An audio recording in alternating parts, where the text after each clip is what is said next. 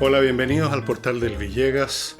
Esta es la tercera conversación que vamos a tener en nuestro programa con un invitado muy especial. Hemos tenido acá a Douglas Pollock, que es un hombre que considera que la teoría del calentamiento global por acción humana es equivocada, es falsa, una distorsión. Hemos tenido a una doctora, la señora Arriagada, quien habló del tema de los trasplantes. Y ahora tenemos a Nicolás Fuster, geólogo de la Universidad de Chile, que es un hombre que tiene una carrera sumamente destacada. Fue gerente de exploración de Antofagasta Mineral, vicepresidente de desarrollo de negocios y asuntos corporativos de Xstrata, una tremenda empresa minera australiana, entiendo. Anglo-Suiza, que ahora no existe porque fue adquirida por Glencore. Bueno, pero en todo caso es la misma empresa con otro nombre, con sí. otra. Y actualmente Nicolás Fuster es consultor independiente en materias de geología, de minería. Está haciendo distintas exploraciones y trabajos en varios países, en Perú, Argentina, Ecuador y por supuesto en Chile también, entiendo. Sí. Y es miembro del directorio de SESCO. O sea, estamos hablando con una persona que conoce al revés y al derecho el tema que vamos a tocar hoy día, que es el mercado, el negocio y las perspectivas del cobre. Tú sabes, Nico, no hay ninguna novedad que se ha hablado siempre del cobre como el sueldo de Chile.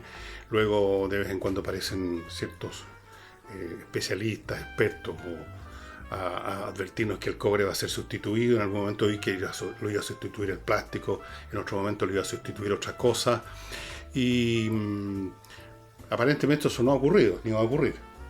No ha ocurrido y esperamos que no ocurra tampoco, porque en realidad el cobre sigue siendo, las exportaciones de cobre y la explotación de cobre y las exportaciones de cobre de Chile siguen siendo el motor de la economía chilena. Hasta el día de hoy. Hasta el día de hoy. ¿Y cuáles son las perspectivas nuevas del cobre? Porque uno, digamos, tiene una idea de el cobre usado básicamente en construcción eléctrica, en aleaciones metálicas, en piezas y partes de distintos tipos para maquinaria.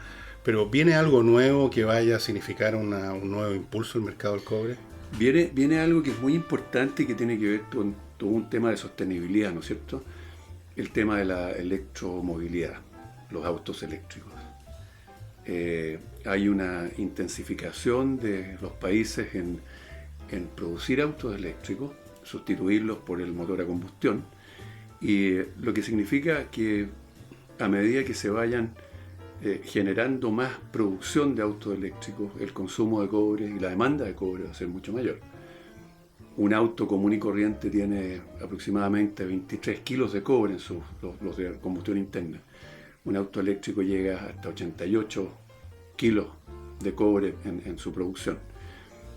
Imagínate cuánto más un bus eléctrico, ¿eh? Lo duplica o triplica. Y en China hoy día, por ejemplo, que es uno de los países que está desarrollando en forma mucho más intensa no solamente la producción de autos eléctricos, sino que también la producción de baterías. Y lo que significa todos los metales, digamos, asociados a la fabricación de baterías, que está dentro de las cosas relevantes de un auto eléctrico.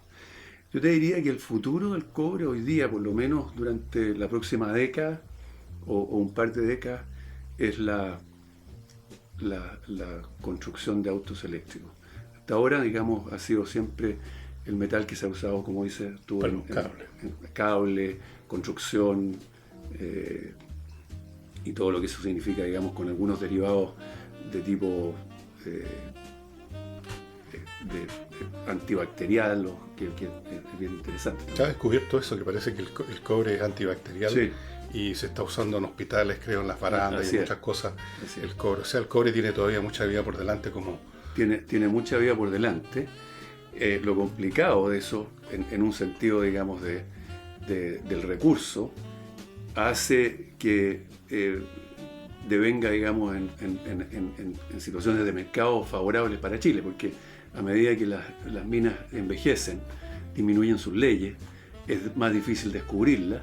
Llega un momento en que la oferta va disminuyendo contra una demanda que va creciendo, y eso significa un alza de precios en que podemos ver un nuevo ciclo, a lo mejor no un super ciclo como vivimos hace un tiempo atrás, ¿no es cierto?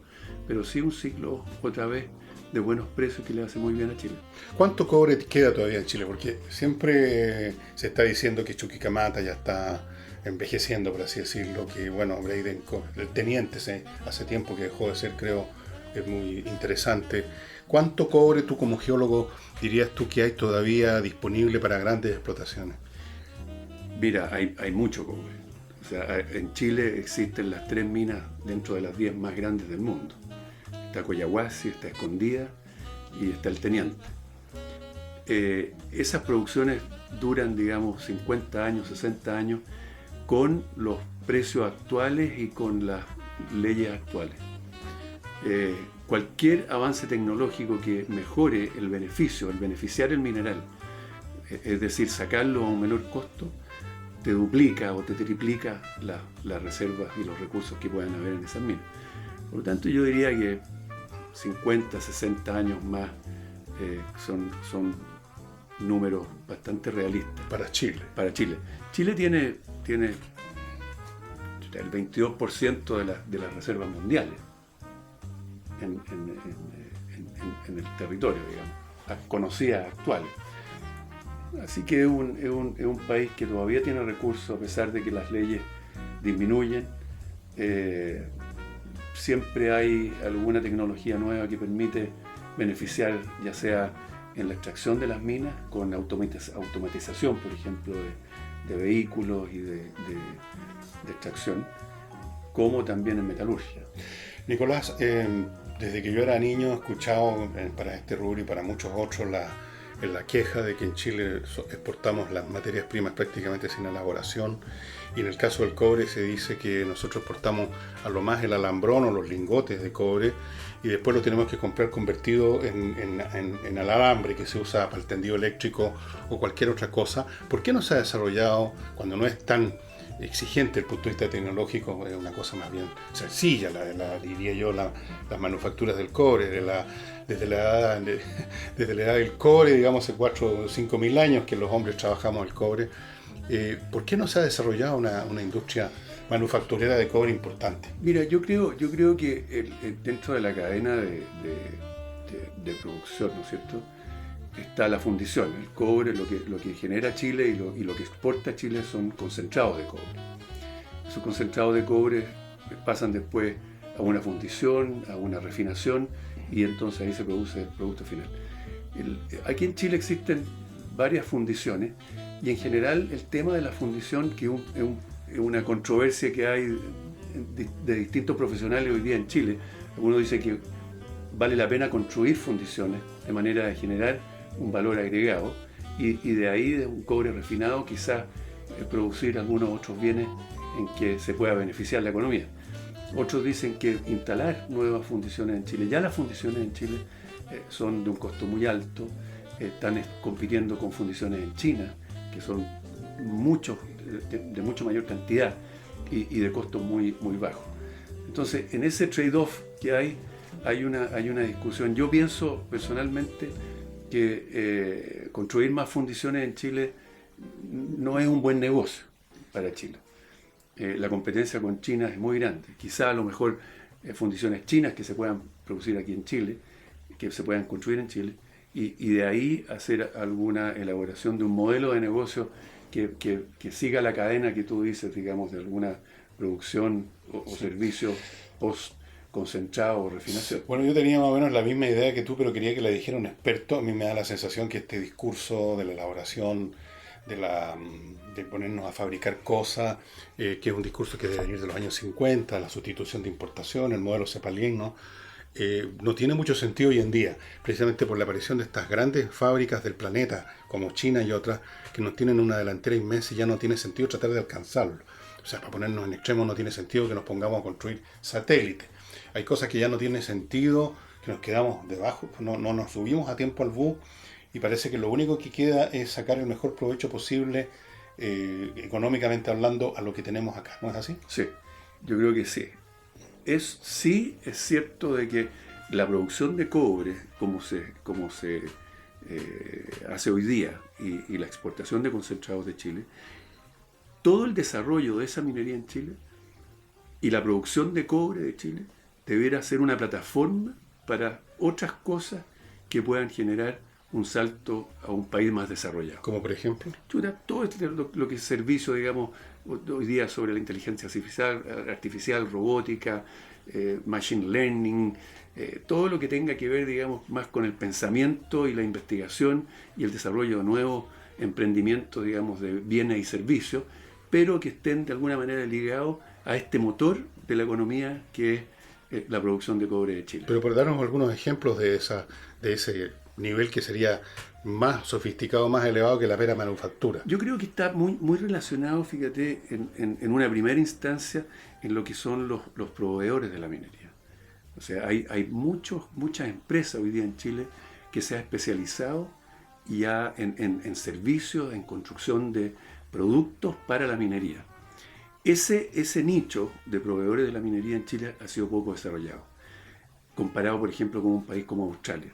O sea, todo lo que está asociado a la producción de cobre, estos neumáticos, producción de neumáticos, fabricación de neumáticos, diferentes implementos, digamos, para... Pero no se da la misma lógica que decías tú de la fundición, o sea, ¿qué sentido tendría poner aquí una fábrica de neumáticos cuando a lo mejor los trae a un precio miserable de China? Te puse el ejemplo de los neumáticos porque efectivamente hay un proveedor en Chile que ha hecho una muy buena gestión en ese sentido, y ha sido un ejemplo dentro de lo que podría ser el proveedor para la minería y que eventualmente es competitiva con otros proveedores del mundo y por lo tanto podrían exportarse ese servicio.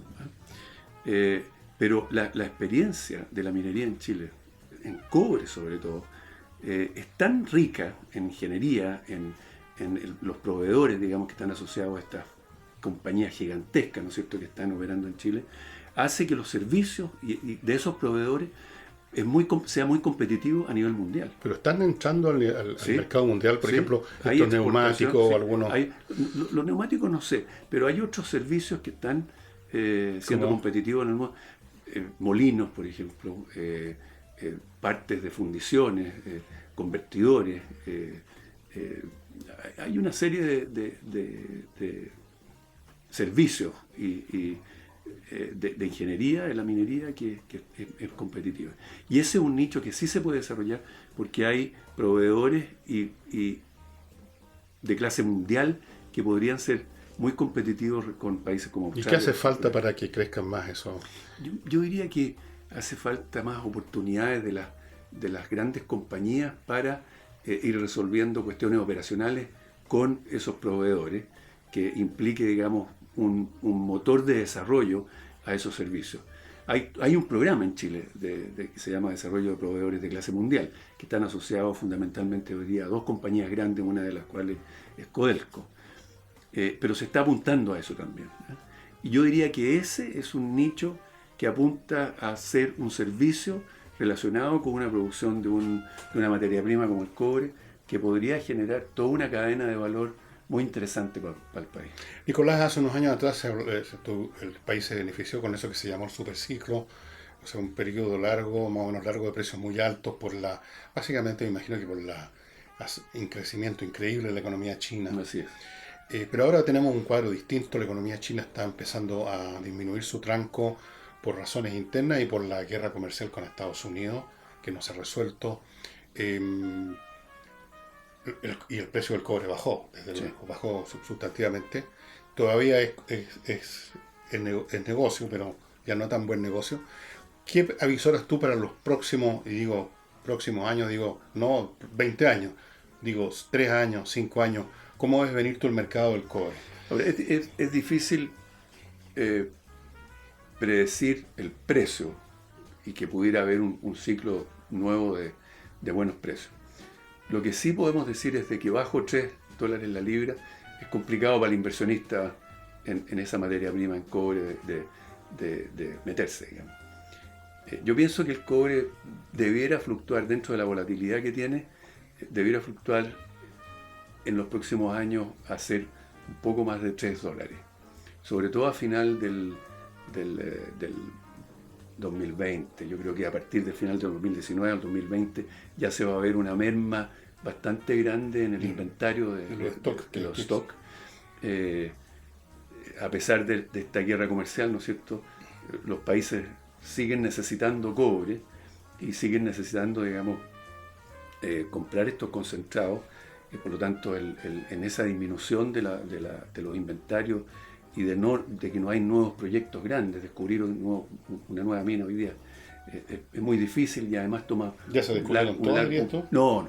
Yo creo que todavía quedan No se cosas sabe. por descubrir. Claro.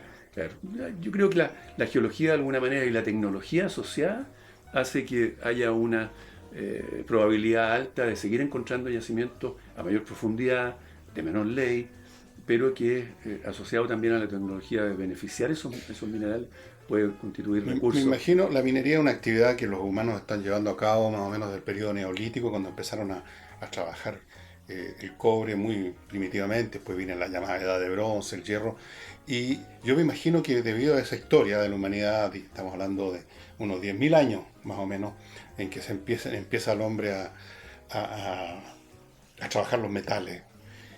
Todo lo que era fácil de explotar y lo que era de alta ley ya ha sido ocupado. O sea, el planeta ya no tiene, probablemente, quizá en algún lugar escondido, en una selva profunda, qué sé yo. Pero básicamente, porque esto tiene un desarrollo histórico, las cosas se acaban en algún momento. Ya no deben haber en el mundo yacimientos como los famosos óxidos de cobre, que eran los más fáciles de trabajar con mayor ley, y que no vamos a encontrar esas minas literalmente esas minas de oro que son de cobre, ya no las vamos a encontrar ni en Chile ni en ninguna parte, me imagino. Los óxidos efectivamente están disminuyendo. El cobre oxidado está disminuyendo en el mundo, y va a haber una mayor proporción de concentrados de cobre. Ahora, la provisión del cobre, como la conocemos nosotros, siempre está dependiendo de la tecnología. A principios del siglo XX, los yacimientos de cobre que eran explotables prácticamente tenían una ley que eran de fundición directa. Se explotaban yacimientos con 25% de ley. No existía el proceso de concentración. Cuando viene un salto tecnológico en que el cobre se puede concentrar con estas tremendas fábricas, ¿no es cierto?, industrias, en que económicamente es factible tratar mineral de mucho menor ley que la que existía en ese entonces hasta principios del siglo XX, hace que haya un aumento de recursos gigantesco. Claro. A medida que tú disminuyes la ley, el volumen de roca mineralizada aumenta. Con la tecnología acompañando la posibilidad de beneficiar cada vez menor ley a un costo razonable que le permita ser rentable, te aumentan los recursos. Entonces, o sea, no es que aumenten los recursos han sido siempre lo mismo desde el principio de los tiempos. Lo que aumenta es el acceso a es la recursos capacidad trabajados. de beneficiarse Claro. a un costo que te permite una rentabilidad.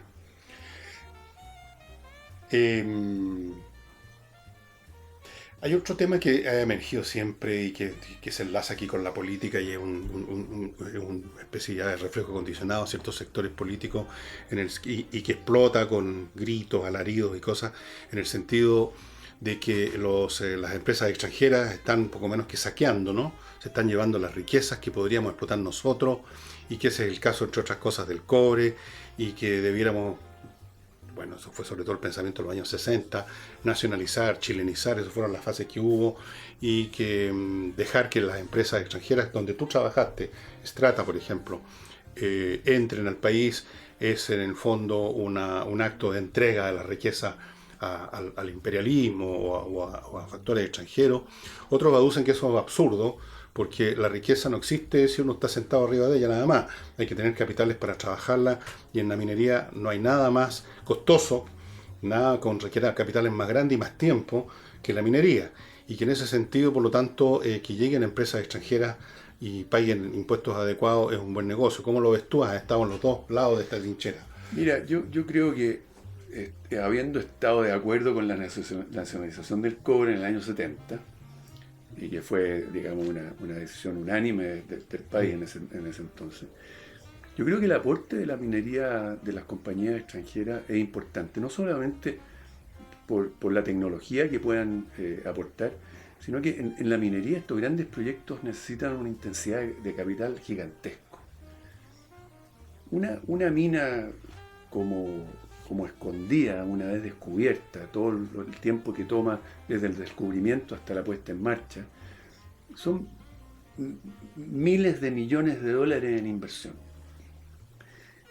Imagínate Collahuasi, el teniente, Quebrada Blanca recién, ¿no es cierto?, tuvo una venta de un 30% de una cantidad gigantesca. Si tú sumas todas esas inversiones que hay que hacer para echar a andar una mina, son tan grandes que yo pienso que el país no tiene las espaldas suficientes para poder desarrollarla. Entonces, entre tener un yacimiento sin explotar, no es riqueza. No, no es riqueza. La riqueza es cuando tú puedes explotar y sacar ese metal, o ese cobre, digamos. Hay países como Bolivia que tienen yacimientos gigantescos de gas, ¿no es cierto?, y otras cosas, pero no constituyen riqueza. Son países pobres. Son países pobres y no constituyen riqueza en la medida en que no lo pueden sacar. Ahora, no permitir que empresas que tienen el know-how, que por supuesto se van a ver beneficiadas y que de alguna manera el intercambio va a hacer que ellos paguen los impuestos que correspondan, es difícil que los países con menor desarrollo, digamos, y con menos espalda financiera. Hay algunos te van a decir seguramente que, claro, es probable que los capitalistas chilenos, no sé, ni juntados todos, van a tener espaldas para eso, pero para eso está el Estado. Y ponen para esto como para todo, en ciertos sectores, el Estado está en teleque que cae del cielo, y a pesar de las muestras que tenemos en muchos ámbitos, incluyendo el cobre, creo yo, de que la gestión no es de las mejores, se lo pone como solución. Yo no te quiero meter en problemas a ti con Codelco ni con nadie, pero yo me acuerdo de haber hablado muchas veces con Oscar Landerreche, que fue el director de Codelco, y en muchas ocasiones estábamos de acuerdo en que Codelco era tan rico lo que tenía yacimiento, que se podía dar el lujo de situaciones que se fueron acumulando ahí de gastos excesivos en salario, no simplemente los obreros, sino que del personal de cuello blanco, que se dieron muchas prácticas y se fueron acumulando como estrato geológico sobre la gestión propiamente tal técnica de Codelco, cosa que no ocurre en una empresa privada. En una empresa privada no puede llegar un tío, un sobrino de alguien, o por lo menos no mucho, y irse, digamos, apennando ahí y constituyéndose una carga que se resiste porque es tan rica la explotación que aún alcanza para eso, pero que desde luego a medida que empiezan a bajar las leyes empieza a notarse el problema, y yo creo que eso es lo que ha pasado en los últimos 3, 4, 5 años en Codelco. A medida que bajaba la ley, que bajaba la pleamar, digamos, empezaron a aparecer los esqueletos en la playa, ¿no es así? Sí, yo creo que las empresas estatales sí tienen más dificultades que las privadas en ese sentido, ¿no? Yo creo que el gobierno corporativo de Codelco y lo que se hizo, digamos, a través de todo este proceso de constituir un directorio independiente, le ha hecho muy bien. Y también el esfuerzo que está haciendo hoy día Nelson Pizarro en todo el tema de la fiscalización, ¿no es cierto?, auditoría, y de ir quitando cada vez más estos residuos, claro, de prácticas que de alguna manera están siendo mucho más transparentes hoy día. Ahora, ciertas cosas también ocurren en la minería privada, en mi experiencia en menor grado. Las empresas privadas tienen un control fiscalizador muy grande porque tienen accionistas, sí, que están viendo y cuidando de lo que están haciendo, sus plata y todo eso. Hasta un punto en que hoy día los accionistas están mirando no solamente la rentabilidad y de cómo tienen las prácticas, digamos, de gestión, sino que además temas de sustentabilidad. O sea, los accionistas ya están pensando dentro de su modelo de negocio de que es importante que estas empresas privadas respondan a temas comunitarios, a temas de medio ambiente, a temas laborales, a temas de derechos humanos, que son muy importantes. Bueno, no sé si tienes alguna cosa que yo, por supuesto, no soy experto en el campo, tú eres el experto, quizás hay alguna cosa importante que no te he preguntado y que tú nos pudieras contar. Mira, una de las cosas que a mí me interesa dentro de mi actividad independiente y de la experiencia que tuve en compañía y de la participación que tengo hoy día en SESCO, son dos temas que son relevantes, en mi opinión, para Chile. Uno, que es cómo mejorar y aumentar la exploración en Chile.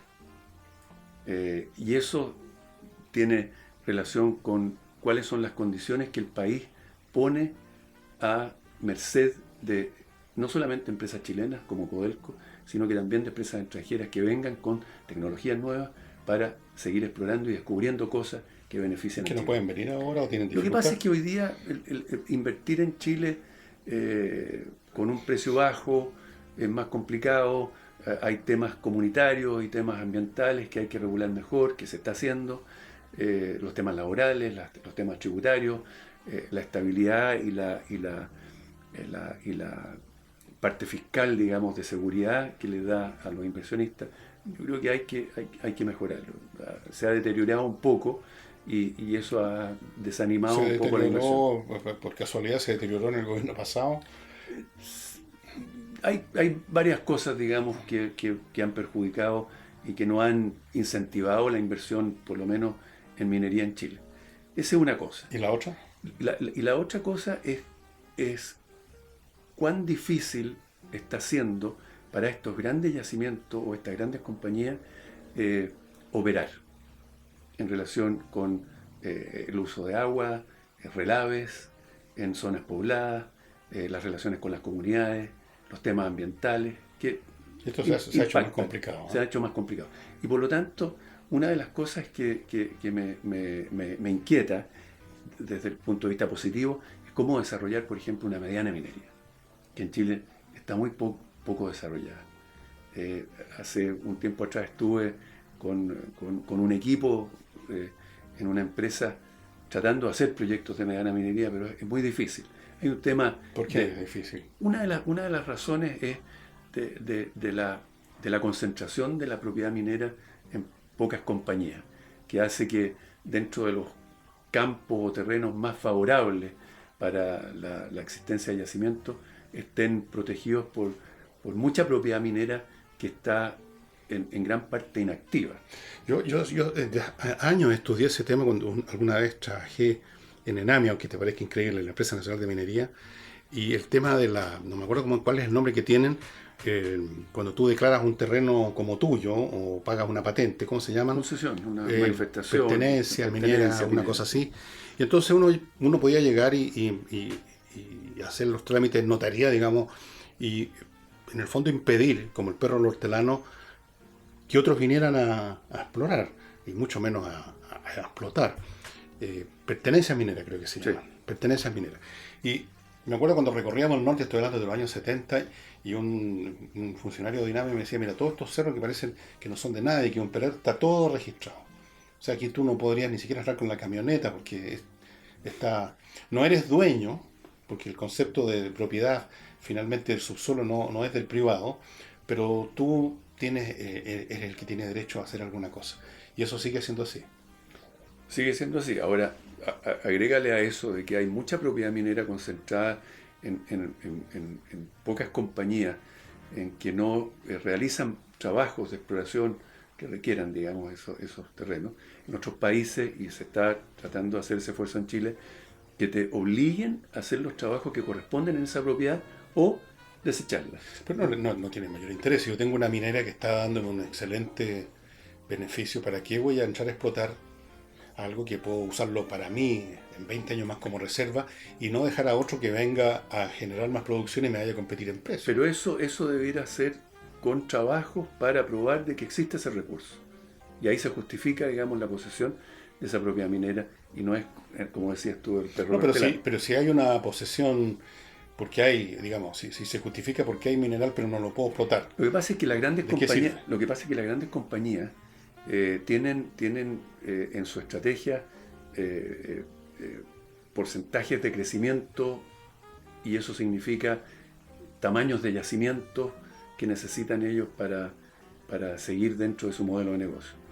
O sea, hay muchas propiedades mineras que no tienen ese tamaño de yacimiento, pero que a lo mejor le puede servir a una compañía que puede explotar un yacimiento más pequeño.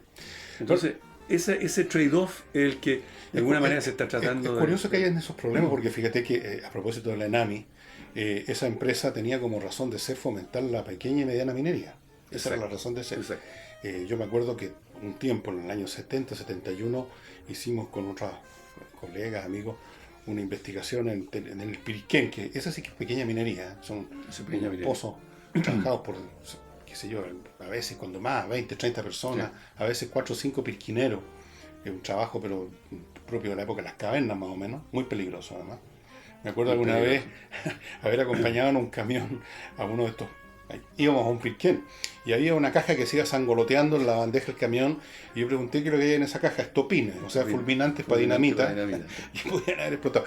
Todo así muy, muy precario y veo 30, 40 años después que todavía hay problemas para desarrollar la mediana minería. Sí, todavía hay problemas. Increíble. Y yo creo que es un nicho interesante. Lo que pasa es que competir con estos yacimientos gigantescos de Chile, que son a nivel planetario prácticamente opacan cualquier otra cosa que no sea eso. Pero sin embargo, siendo un productor tan importante como Chile, no hay un sentido en la población de ser un país minero. ¿Tú quieres invertir en minería? ¿Dónde lo haces? Si quieres poner plata... O sea, ojalá tuviera algo para invertir en primer lugar. O si tienes un proyecto, claro. Pero si tienes un proyecto y tú vas a buscar financiamiento del banco para un proyecto de media minería, es difícil. Entonces hay toda una dinámica que está como sirviendo, digamos, a las grandes compañías con grandes yacimientos. Pero cuando tú te vas a la mediana minería, querer hacer proyectos de mediana minería, a pesar de que igual hay una intensidad de capital importante, mucho menor por supuesto de lo que es la gran minería, no hay la figura de gestión y de financiamiento que hay en otros países para poder sustentar, digamos, un proyecto de esa envergadura. Me van a decir seguramente cuando salga al aire esta conversación que tengo con Nicolás Fuster, una de las personas que más sabe de cobre, y es una figura... No, pero no de lo que hay otro. No. Tengo harta experiencia en minería, pero no soy de lo que más sabe. Bueno, pero estaba trabajando, no creo que te contrataron por tener los ojos verdes en Strata. Me van a decir seguramente una frase típica cuando uno hace una entrevista en cualquier medio, incluso en esto que es de mi propiedad, digamos, que me farría al invitado, porque no le pregunté tal y cual cosa que yo le debiera haber preguntado, y la verdad es que no se me ocurre nada más. Tú nos has dicho que el cobre va a tener un próximo ciclo más o menos mejor que el de ahora, a partir del año 20 quizás. No te he preguntado por qué en ese año, no antes. ¿Qué crees tú que va a ocurrir en ese año? Es por el salto que hay en el caso de la electromovilidad de los autos eléctricos. Sí, eso es un tema, fíjate, que muy poca gente conoce, pero en China el asunto, ellos se lanzaron a todo dar en esa... Sí. En China, estimado amigo, hay muchísimas fábricas que están produciendo automóviles eléctricos y bastante bonitos y... No sé qué calidad tendrán, la verdad. Todavía tengo cierta desconfianza con los productos chinos, pero van a inundar el comercio, el mercado. Y no olviden que los motores eléctricos tienen una cosa que se llama rotor, que es donde hay una bobina con muchísimo, pero muchísimo cobre. Y además los cargadores. Además de los automóviles, los cargadores de energía, digamos, para cargar las baterías, también necesitan mucho cobre. Y recién tuvimos la noticia, ¿no es cierto?, de una empresa china importante que se instala en Alemania para producir baterías para la BMW, la Volkswagen. Bueno, y ahí tenemos otro elemento que es el litio, que debiera ser una fuente de buenos ingresos. Vamos a ver cómo nos manejamos con eso, porque hasta ahora parece que no nos hemos manejado muy bien con el litio. No sé, hay conflictos, digamos, dentro de las empresas, pero yo creo que hay una política que se está mejorando para poder constituir al litio como un bien importante para Chile. ¿Y tú crees que el litio va a seguir siendo el componente básico de las baterías porque se están desarrollando nuevas y nuevas tecnologías? Mira, en este tema, hoy día leía hace unos días atrás de que Tesla está tratando de reemplazar el litio y sacarlo de las baterías y hacer cobalto, níquel, aluminio, ¿no? Entonces, yo creo que en este juego, digamos, de los precios del mercado, las empresas siempre van a ir constituyendo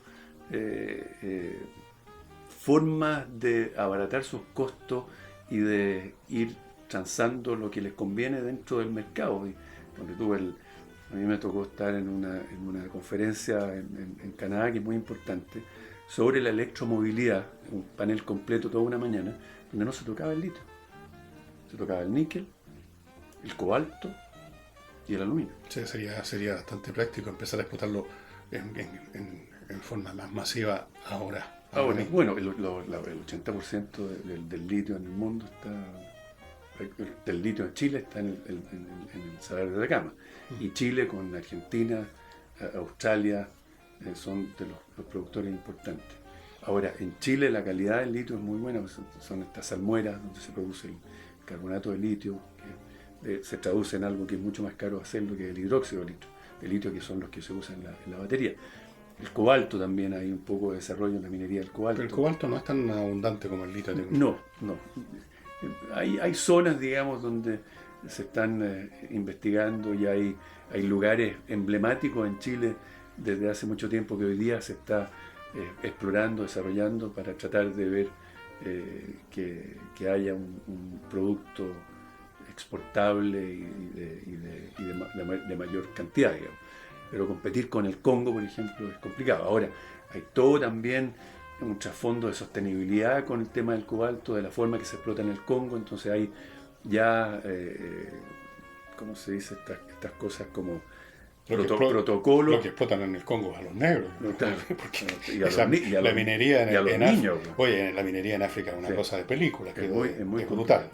Entonces las empresas que están consumiendo todas esas cosas ya están cuestionando y le hacen una trazabilidad de manera de saber de qué forma el cobalto le llega a su industria. Bueno, yo creo que hemos hablado, no sé, no tomé el tiempo esta vez para variar. Siempre se me olvida alguna cosa cuando hago este programa. Se me olvida poner el reloj, se me olvida a veces prender el micrófono y tengo que repetirlo. No me créeme.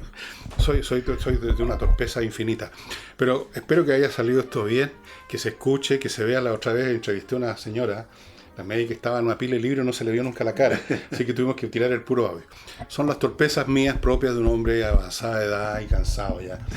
Te agradezco mucho que hayas estado con nosotros, ha sido una visita de lujo. Encantado.